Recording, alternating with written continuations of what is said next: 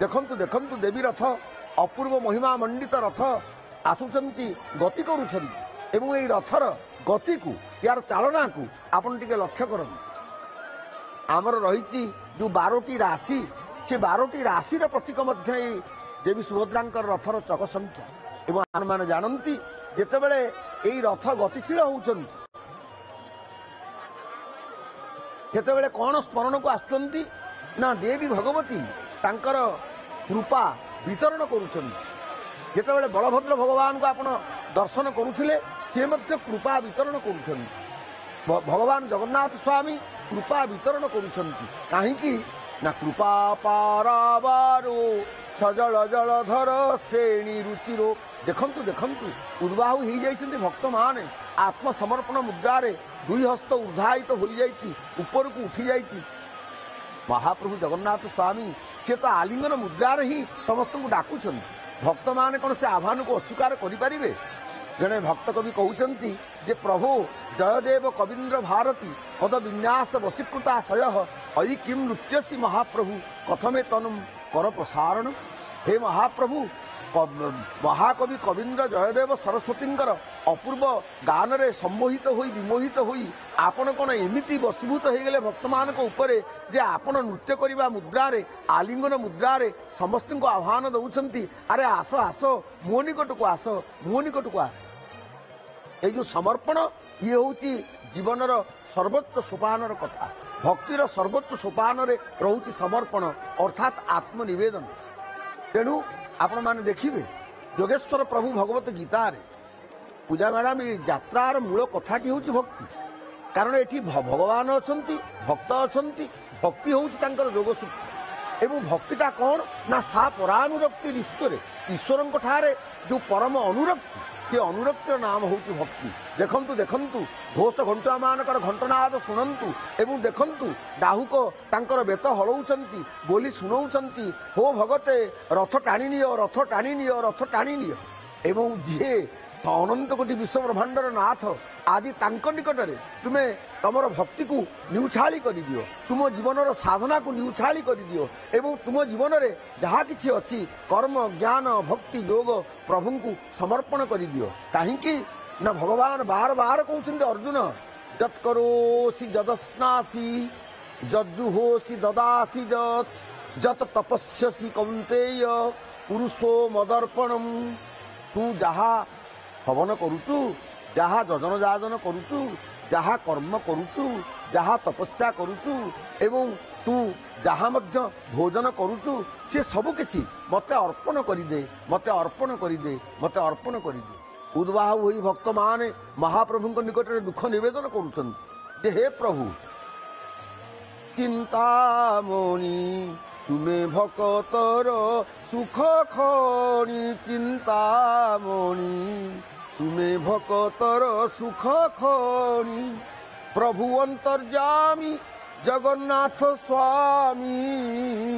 भक्त अंतर पार जानी चिंतामणि भक्त अंतर पार जानी जय जगन्नाथ जय जगन्नाथ जय जगन्नाथ।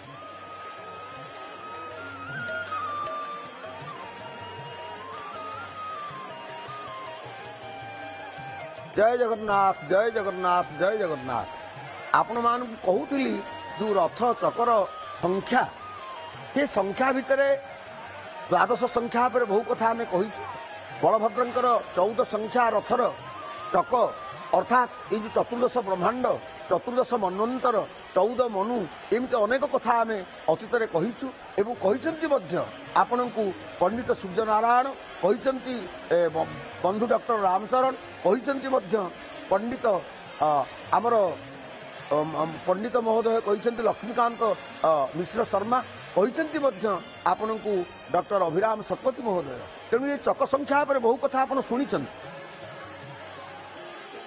एवं गोटे कथा जहाँ समस्त भितर जिज्ञासा रहे कि जगन्नाथ चक 16 कौन पाई चक 16 ये 16 जो चक आपण मैंने देखुंत ये 16टी चकर अनेक गुरुत्व रही से गुरुत्व भितर आप देखिए जे आमर 16 करण अच्छा ଷୋହଳ ସଂଖ୍ୟାଟି ଅତି ସୁନ୍ଦର ଭାବରେ ଆସିଛି।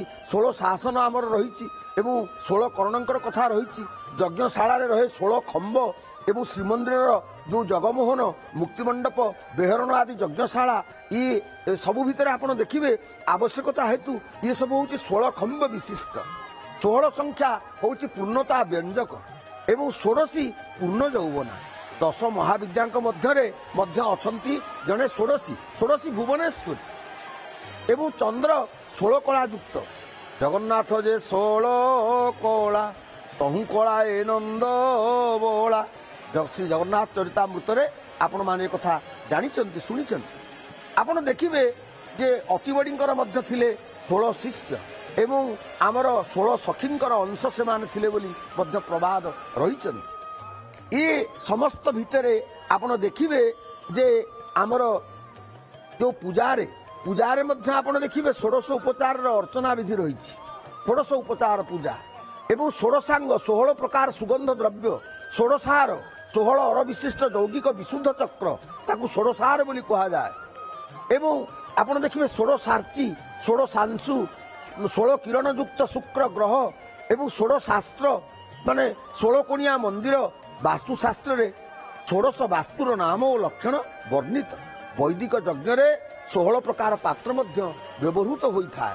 ଆପଣ ଦେଖିବେ ଯେ ଶେଷ ପାତ୍ରଟି କ'ଣ ନା 16 ଏବଂ କେତେକ ବାଦ୍ୟରେ ମଧ୍ୟ ଆପଣ ଦେଖିବେ ମାତ୍ରା ନା 16 ମାତ୍ରାର ପ୍ରୟୋଗ ହେଉଛି। ଏବଂ ୟାର ଭିତରେ ଆପଣ ଦେଖିବେ 16 ଦାନର ବିଧି। ଆଉ ଗୟାରେ ଆପଣ ଦେଖିବେ ମାତୃ 16 ପାଠ କରି ମାତାଙ୍କୁ ପିଣ୍ଡ ଦାନ କରାଯାଏ। ଆଉ ପୁତ୍ରାଦି କାମନା ଅର୍ଥରେ ଲୋକେ କରନ୍ତି 16 ପାଲା ଏବଂ ଲୋକେ କହନ୍ତି ସେ ପୁରା ଏକଦମ 16 ଖାଣ୍ଟି ଲୋକଟା। 16 ମାନେ ପୂର୍ଣ୍ଣତାର ପ୍ରତୀକ ମାନେ ସମସ୍ତେ ଜାଣିଛନ୍ତି। ତେଣୁ ଅନେକ ଦୃଷ୍ଟିରୁ ଇଏ ଯେଉଁ 16 କଳା ବା 16 ଚକର ଗୁରୁତ୍ୱ ରହିଛି। ତେଣୁ ଜଗନ୍ନାଥଙ୍କର ଯେଉଁ ରଥ ଚକ, ସେ ରଥର ଚକ ହେଉଛି 16। ଆପଣମାନେ ବର୍ତ୍ତମାନ ମୈତ୍ରୀ ବଡ଼ଦାଣ୍ଡରେ ଆପଣମାନଙ୍କର ମନକୁ ନିବେଶିତ କରିଛନ୍ତି, ଯେଉଁଠି ଅନେକ ଭକ୍ତ।